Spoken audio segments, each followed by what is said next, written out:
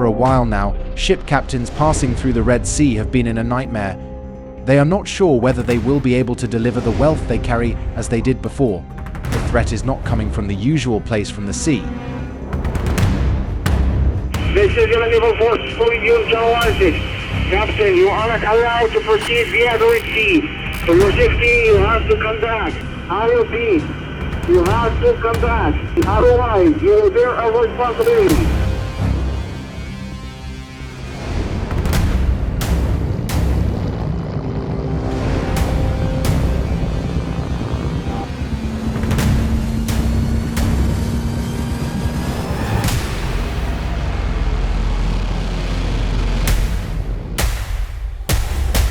وأن عملياتها ضد السفن الإسرائيلية أو المتجهة إلى موانئ فلسطين المحتلة. Since November 19, 2023, the Yemeni Houthis have attacked more than 30 ships en route to the Suez Canal, which generates $9.4 billion in annual revenue. It carries $3 billion worth of goods every day and carries more than 12% of the world's trade. And these attacks had consequences. Ships passing through the canal should turn their route to the Cape of Good Hope. The number of containers passing through the canal decreased. Product costs increased due to the changed route. Many productions, including car companies like Volvo and Tesla, have been stopped due to insufficient supply. Shell and BP halt Red Sea shipments. Oil prices increased. Imports and exports to decline in Europe. So why Houthis attack these vessels? For booty or collect passage fees like pirates? Answer is no. They have only one target with this action. Stop the Israeli aggression against Palestine and lift the blockade of Gaza. Of course, this demand was not found worthy of negotiation. Some of the logistics companies turn their routes to the Cape of Good Hope to avoid the attack and increase their time and expense costs, while others turn off the navigation signals during the passage through the Red Sea and take the risky passage.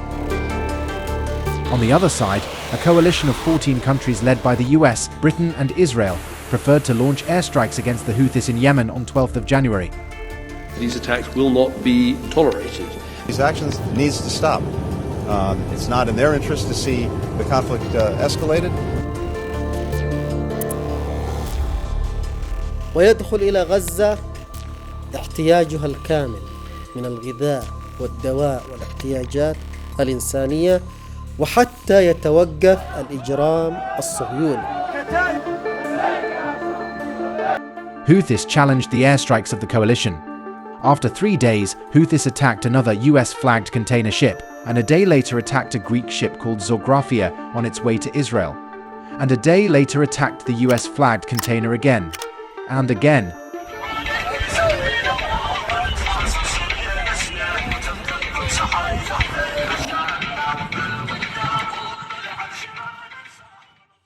So who are the Houthis? How do they dare to challenge the states who are running the world? The history of the Houthi movement is actually based on a large tribe in Yemen representing the Zaydi branch of the Shia sect in Islam. After the 1979 Iranian Revolution in Iran, Houthi relations with Iran began to develop. Houthi leader Hussein al-Houthi spent many years in the Iranian city of Qom, where he became close to powerful Iranian religious and political leaders. The Houthis are positioned as the opposition in Yemen politics with the corruption charges they locked against Ali Abdullah Saleh, who became the president after the unification of southern and northern Yemen in 1990.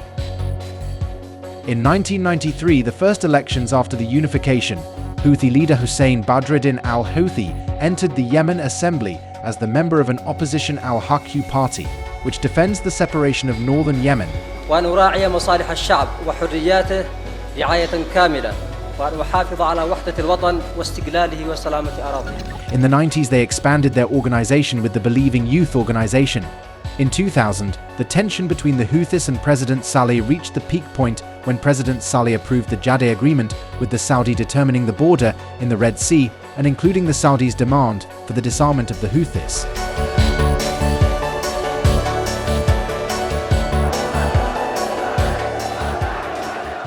In 2004, hundreds of Houthi members were arrested when they raised flags of rebellion against the government. In September of the same year, the leader of the movement, Hussein al-Houthi, assassinated by the government forces. The leadership of the movement passed to his brother Abdulmalik al-Houthi, known as Abu Jibril, who never meets with media and has rare public appearances. After the assassination, Houthis raised their actions against government, armed more. They become a military power. In 2011, as a series of uprisings called the Arab Spring spread to Yemen, the Houthis led the protests against the 33-year-old Saleh rule. The Houthis, who make up 35% of the country's population, gained supporters more than blood ties in this process.